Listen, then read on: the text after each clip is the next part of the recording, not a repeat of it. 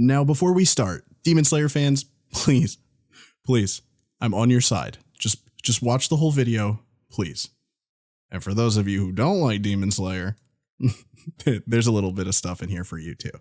Without further ado though, let's talk about Demon Slayer Season 3.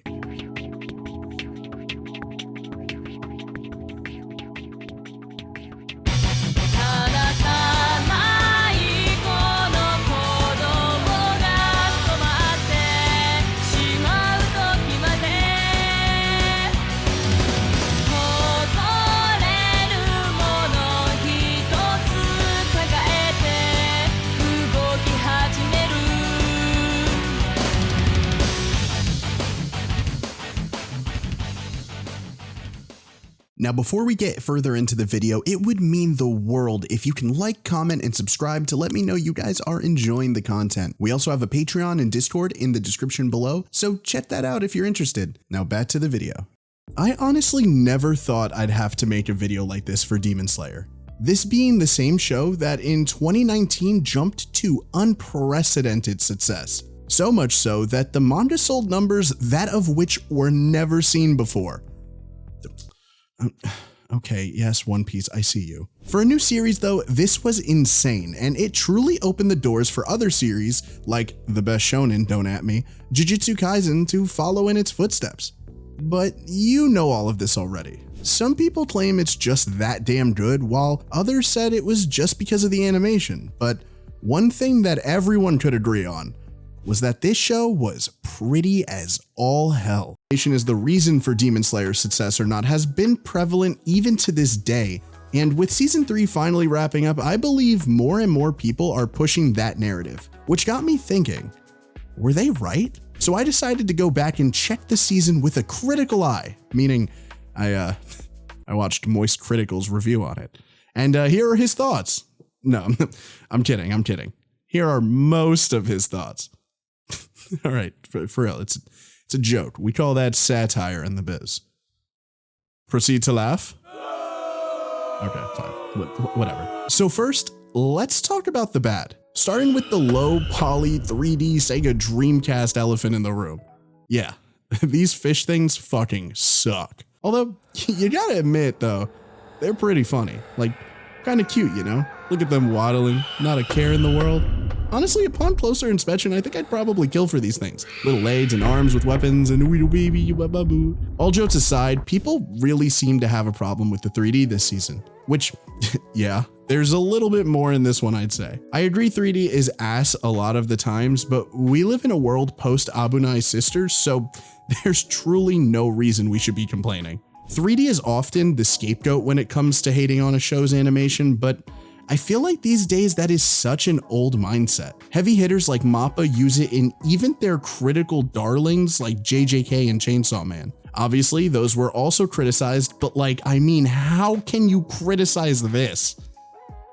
What I don't get is these are some of the best looking shows in the genre, and they are also consistent, so why are we acting like they are lazy for using 3D? Again, I'm not a fan of it either, especially not when it's this, but that's not really enough to justify the hate this season is getting. Plenty of heavy hitting shonen like Dragon Ball, Naruto, One Piece, all have been guilty of dropping the ball when it comes to animation. Sure, not in the excessive use of 3D, but look at some of these frames and tell me this isn't worse. All of Dragon Ball Heroes was 3D and y'all showed up for that one, so I don't really know what the problem is here. For some reason, Demon Slayer gets held to impossible standards when it comes to animation. Now I can hear your neurons firing off, coming up with thoughts as I speak. But Joe, Demon Slayer set these standards in the first place. It's not our fault we compare it. Which is exactly my point. Hold on one second. UFO table. UFO table is a complete different breed, but what people fail to understand is that 3D has always been in their wheelhouse. They get away with the quality they do at the consistency they do because they are smart with their assets and planning. Now, for the fourth time, I'm not defending the use of 3D, but for us to get scenes like this 90% of the time, we need to be able to sacrifice a little something. And if that thing is wooden dragons, well, playa, sign me up. Okay, enough about the shitty 3D, let's get into people's problems with this season's story. I'm not gonna break down the entire season, unless you guys really want that one day, just let me know in the comment section below, but I just really want to touch on some points of contention. Firstly being, those whack-ass upper moons. Demon Slayer fans, hold. I think upper moons 4 and 5 unfortunately get the short end of the stick. They aren't shown to be particularly strong as they fight with what is considered to be mostly hacks, whereas last season we had what seemed to be brutal, close combat fights to the death. This one was more like when your dog grabs something off the table and you didn't really see what it was, so you chase him down. Yeah, that was kind of the vibe I got from Upper Moon 4. Upper Moon 5 didn't fare much better, however. I think most people wrote him off as a joke, which kind of lessens the tension we should be feeling in a lot of these scenes. And these points are all valid. Unlike the 3D thing, I can understand why people would feel this way. Even as a manga reader, I agree that the stakes weren't as high this season, at least not until the final episode. And with that segue, we can discuss what I believe was not only the saving grace of the season, but also what it set out to do from the start. I believe this season was meant to push our characters and stories into overdrive. See, our heroes have developed new abilities that make them way stronger against the upper moons. Nezuko developed the ability to withstand the sun as well as speak, good for her, big ups. Tanjiro finally gets his sword, and most importantly to the story, Muzan has finally entered the fray.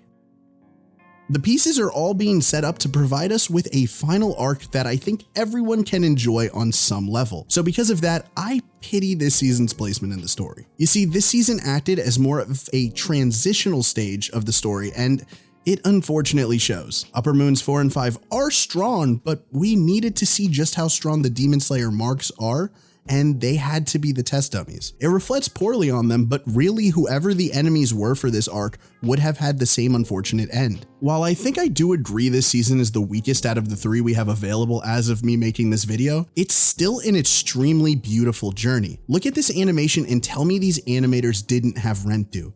It is genuinely beautiful. The emotions all feel real and are strong, and yeah, sure, we have to stare at a 3D fish robot thing, but we also get one step closer to the climax of this awesome story. I use the word awesome here like very loosely, but yeah, Demon Slayer fans, I mean it, don't, you know.